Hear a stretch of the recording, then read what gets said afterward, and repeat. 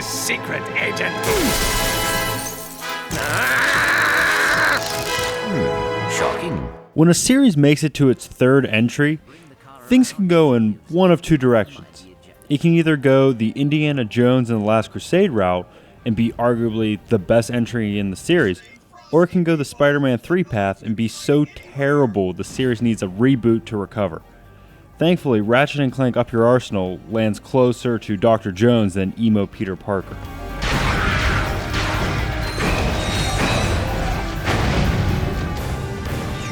Watch out! They're coming out of the rubble!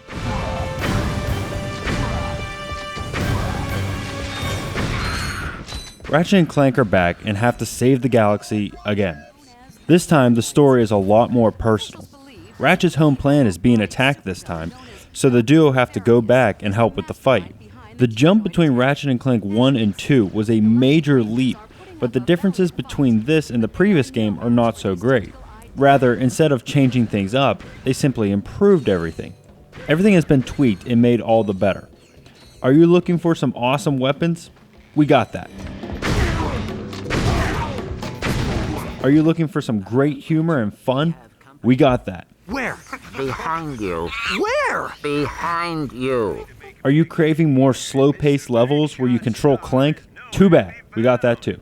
I am currently occupied with a mission of galactic security. The weapon designs are once again at the top of the class. Some staples return from previous games, such as the suck cannon and lava gun, but some new ones make for nice additions. I quickly became a fan of the plasma whip. When a problem came around, I must whip it. All these different weapons allow you to play the game how you want to play it. You don't have to follow the path and shoot with the same gun. Every situation the game throws at you needs to be handled with a different gun. This adds a lot of strategy to each encounter. Also returning is the upgrade ability. The more you use a weapon, the better it becomes. A good reason to mix up your weapon choice. But it's not just the weapons that have seen upgrades. Everything about the game has been improved on, right down to the graphics. While the previous Ratchet games were not by any means ugly, they are blown away by this one.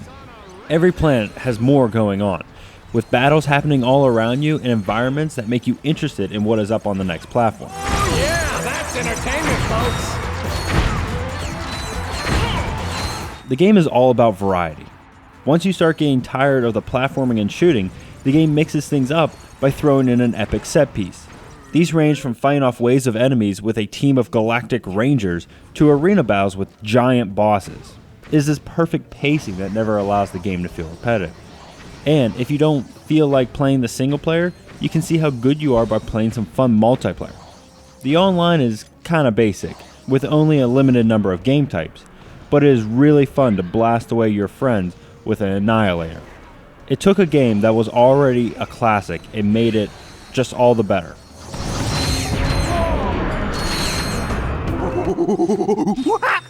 So, Quark has completely lost his mind. Now what? Just keep the mask on. He thinks you are his new leader. Great. The Ratchet and Clank games are some of the most memorable games on the PS2 because they never settle for good enough.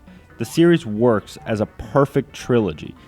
The first game introduced the series, the second game improved with major changes, and the third game perfected those changes.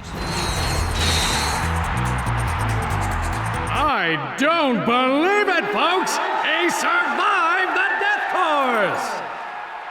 And here to give you your prize, the lovely Miss Courtney Gears! How about that, folks? He is better looking!